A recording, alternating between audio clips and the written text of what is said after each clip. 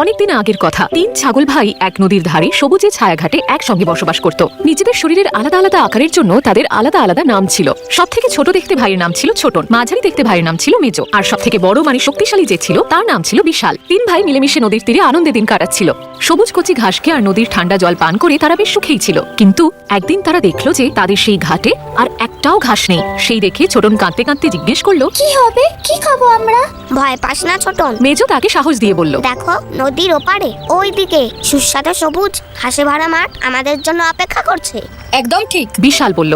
ব্যাস আমাদের শুধু সেতুটা পার করে নদীর ওপারে পৌঁছতে হবে, তারপর প্রাণ ভরে ঘাস খেতে পারবো, খাওয়ার আর কোনো চিন্তাই থাকবে না। কিন্তু নদীর ওপরের ওই সেতু পার করা ভয়ঙ্কর কঠিন ছিল। তিন ভাই জানতো যে এক ভয়ঙ্কর নোংরা হিংস্র দৈত্য সেই সেতুর ঠিক নিচে বসবাস করত, যার সব থেকে প্রিয় খাবার ছিল ছাগলের মাংস। সব থেকে আগে ওই সেতু কে পার করবে? বিশাল জিজ্ঞেস করলো। ছোটন সবাইকে জানালো যে আমি সবার আগে সেতু পার করব।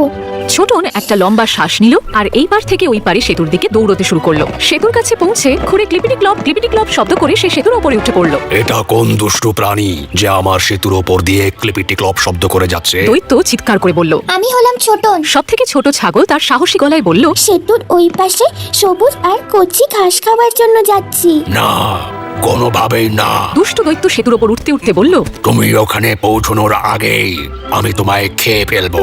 দৈত্যর গায়ের রং ছিল সবুজ আর ওর নাকটা ছিল লম্বা আর ব্যাঁকা। ওর মুখের উপর বড় বড় আঁচিল ছিল আর মুখের মধ্যে ধারালো হলুদ দাঁত দেখা যাচ্ছিল। এইরকম দুর্গন্ধযুক্ত দৈত্যকে দেখে ছোটন ভয় পেয়ে গেল, কিন্তু সাহস আর বুদ্ধি সম্বল করে সে বলল, আমার মনে হয় না আমাকে খাওয়া বুদ্ধিমানের কাজ হবে। আকারে আমি খুব ছোট, তাতে আপনার পেটও ভরবে না। যদি আপনি আরো কিছুক্ষণ অপেক্ষা করেন, আমার বড় দাদা মেজো এই সেতু দিয়ে যাবে। ও আকারে আমার থেকে অনেকটা বড়। দৈত্য হুঙ্কার দিয়ে বলল, ঠিক আছে, তুমি সেতু পার করতে পারো। ছোটন তখন আবার ঘুরে ক্লিপিটি ক্লপ আওয়াজ করে সেতু পার করে সবুজ কোমল ঘাসের মাঠে চলে গেল। নদীর অপর প্রান্ত থেকে তার বাকি দু ভাই দেখলো যে তাদের ছোট্ট ভাই ছোটন নির্বিঘ্নে সেতু পার করে ফেলেছে। এবার আমার পালা। এই বলে মেজো ভাই সেতুর ওপরে উঠে পড়লো। ক্লিপিটি ক্লপ আওয়াজ শুনে দৈত্য আবার চিৎকার করে বলল, এটা কোন দুষ্টু প্রাণী যে আমার সেতুর ওপর দিয়ে ক্লিপিটি ক্লপ করে যাচ্ছে? আমি হলাম মেজো। আমি নদীর ওপারে সবুজ ঘাসের মাঠে নিজের ভাইয়ের কাছে যেতে চাই। দুর্গন্ধযুক্ত দৈত্য আবার সেতুর ওপর উঠে চিৎকার করে বলল, না, একদম না। তুমি ওখানে পৌঁছানোর আগেই আমি তোমাকে খেয়ে ফেলবো। এটা শুনে মেজো ভয় পেয়ে গেল, কিন্তু সেও নিজের ছোট ভাইয়ের মতো সাহসী আর বুদ্ধিমান ছিল। সে তাড়াতাড়ি বুদ্ধি করে দৈত্যকে বলল, আপনি আমায় নিশ্চয়ই খেতে পারেন, কিন্তু একটু পরেই আমার দাদা এখান থেকে পার হবে। ওকে খেলে আপনি তৃপ্তি পাবেন, কারণ ও খুবই হৃষ্টপুষ্ট আর আপনার পেটও ভরবে।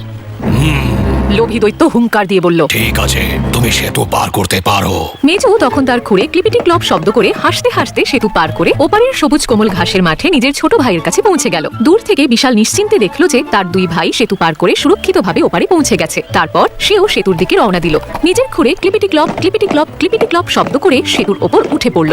এটা কোন দুষ্টু প্রাণী যে আমার সেতুর ওপর দিয়ে ক্লিপিটি ক্লপ করে যাচ্ছে? দৈত্য আবারও জিজ্ঞাসা করলো, আমি হলাম বিশাল। আমি আমার ভাইদের কাছে নদীর ওপারে সবুজ কোমল ঘাসে ভরা মাঠে যাচ্ছি। না, একদম না। তুমি হবে আমার খাদ্য।